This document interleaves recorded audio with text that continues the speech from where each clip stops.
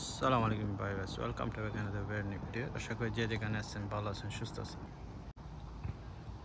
প্রতিটা বাসার কাছে কিন্তু এই ধরনের স্কুল, এটা হলো ধরেন 6 বছর পর থেকে এটা স্কুল, আর এটা হলো 0 থেকে আবার যেটা আমরা কিন্ডার গার্ডেন পড়ি। দেখায় এই হলো কিন্ডার গার্ডেন, এরকম খেলার জায়গা।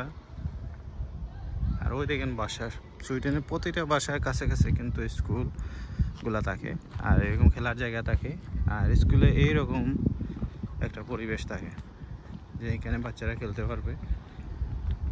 একটা মজার জিনিস দেখে, এখানে দেখেন আপেলগুলা ধরছে একদম কাছে, এইগুলা কেউ খায় না, এদিকে নিচে পড়ে আসছে।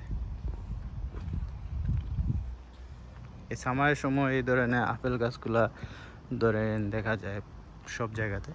সো এই আপেলগুলা ধরেন মানুষ খায়,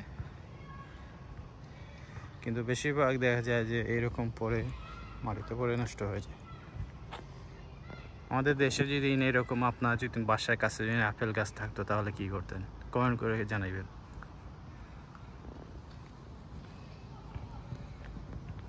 আর স্কুলগুলোতে এইরকম থাকে খেলার জায়গা প্রতিটা স্কুলে।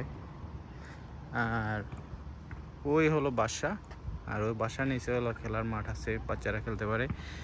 বাসার ভিতরে গেলে আমি দেখাইবো, এখানে বাসার ভিতরেও কিন্তু একটা ছোটো করে পার্ক রাখছে। সো এই সুইডেনের হাউজিংগুলোতে এরকম বাচ্চাদের জন্য খেলার জায়গা, যাতে সহজে আসা যাওয়া করতে পারে বাচ্চারা। তো স্কুলগুলা ঠিক স্কুলের সামনে সাইডে এটা ঠিক এরকম থাকে, এখানে বাচ্চারা খেলার জন্য।